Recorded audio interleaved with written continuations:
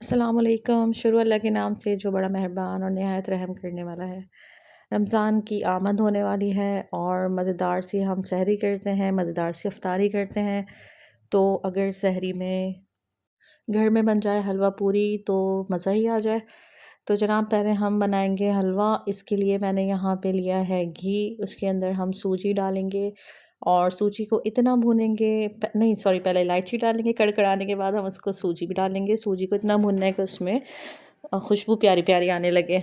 और सारी चीज़ों की क्वांटिटी और हर चीज़ मैं डिस्क्रिप्शन में मेंशन कर दूँगी, तो इसलिए आपको मैं यहाँ पे क्वांटिटी नहीं बताऊँगी।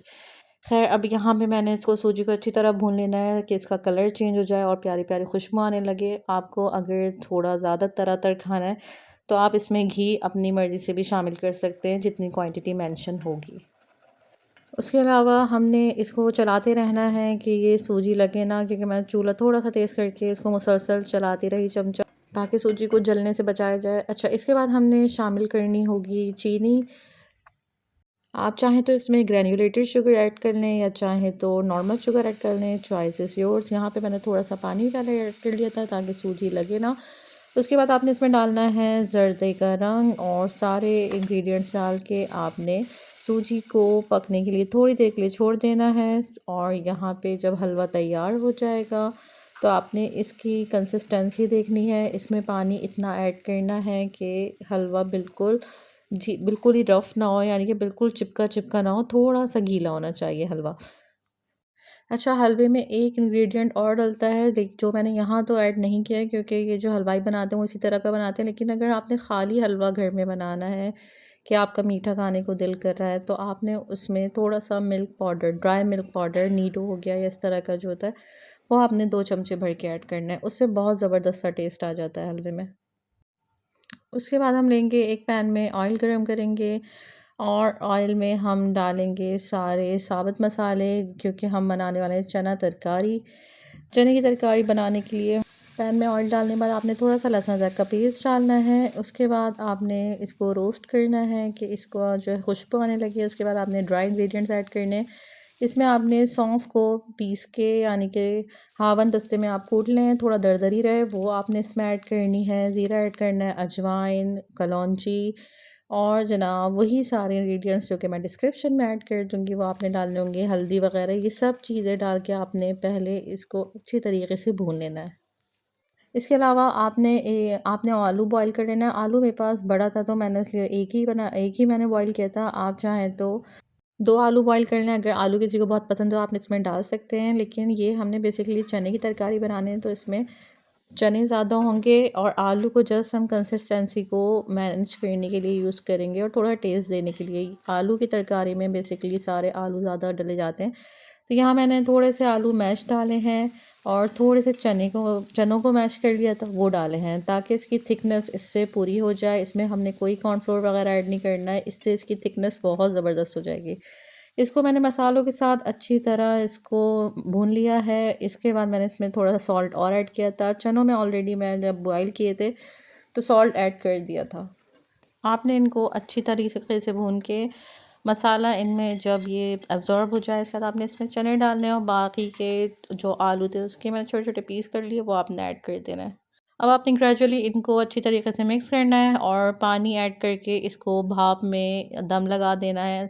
दम लगाने के लिए छोड़ दें इसको हल्की आंच पे, ताकि ये जो है बिल्कुल घुटे मिले हो जाएं। और ये ऑलमोस्ट रेडी है, क्योंकि इसमें हम ऑलरेडी सारी चीज़ें बॉयल डाली हैं, तो इसमें आपको प्रॉब्लम नहीं होगी। इसके अलावा ऊपर से मैंने इसमें कसूरी मेथी, भुना पिसा ज़ीरा और ये सब चीज़ें ऐड की थी और पानी थोड़ा-सा और ऐड किया था, क्योंकि मुझे इसकी कंसिस्टेंसी थोड़ी-सी बहुत ज़्यादा गाढ़ी लग रही थी। इसमें आपने आखिर में इमली भी ऐड करनी है। इमली आपकी चॉइस पे, आप चाहें तो खटाई ऐड कर दें, चाहे तो इमली, और अगर आप चाहें तो कुछ भी ना ऐड करें, क्योंकि सर्विंग में इसमें हमने बड़ा प्यार मज़ेदार सी चीज़ टॉप पे रखनी होती है। तो ये आपकी पूरी चॉइस है। अब आपने इसको ढक देना है और दम पे लगा देना है। बड़ा खूबसूरत सा इसका कलर आ गया था, बहुत ही यम्मी बनी थी। ये आप ज़रूर ट्राई कीजिएगा। अब हलवा भी रेडी है, तरकारी भी रेडी है, तो अब इसको खाएँगे किसके साथ? तो अब हम बनाएँगे पूरियाँ। पूरियाँ लेने के लिए बनाने के लिए हमने लिया है 2 कप मैदा, उसके अंदर जस्ट आपने 1/4 टीस्पून नमक ऐड करना है और इसे गूँध लेना है। आपने इसमें कुछ ऑयल वगैरह ऐड नहीं करना है, लेकिन हाँ, गूँधते वक़्त आपने अपनी पाम पे अच्छी तरीके से ऑयल लगाना है और इसको बड़े ज़बरदस्त तरीके से मुक्के मारने हैं। जब ये अच्छी तरीके से आप इसको गूँध लेंगे, तो आपने इसको 10 मिनट्स के लिए ढक के वहीं छोड़ देना है।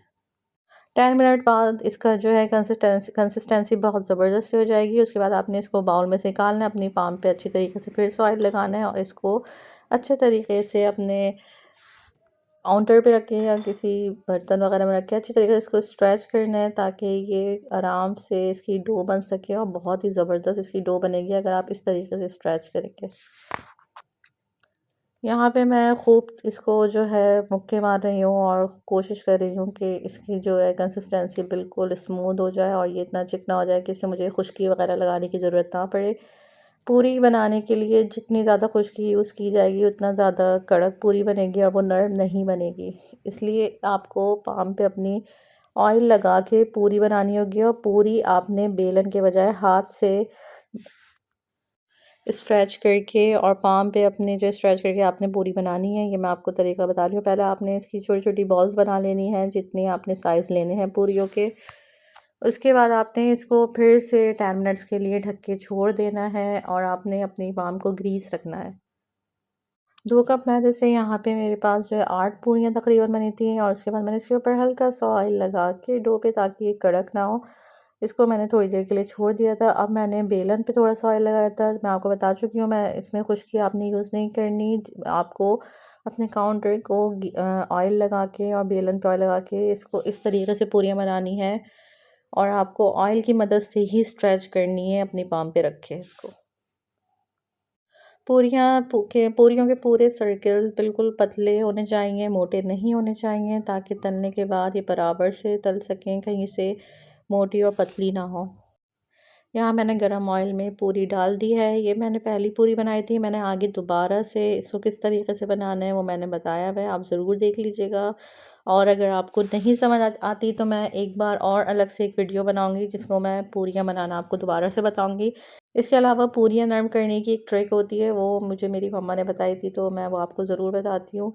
पूरियों को नरम रखने के लिए सबसे अच्छा तरीका है, जो दस्तरख़्वान आप यूज़ करते हैं अपनी रोटी डलिया वगैरह बिछाने के लिए या अपने हॉट पॉट में रखने के लिए, आपने उसको अच्छी तरीके से भिगो के और नम कर लेना है। गीला नहीं होना चाहिए, नम होना चाहिए और उसमें आपने अपनी पूरियाँ रखनी है और उसको ढक के रख देना है। इस तरह आपकी पूरियाँ नरम भी रहेंगी और आराम से आप जो है हलवे के साथ, चने की तरकारी के साथ मज़े-मज़े से खा सकते हैं।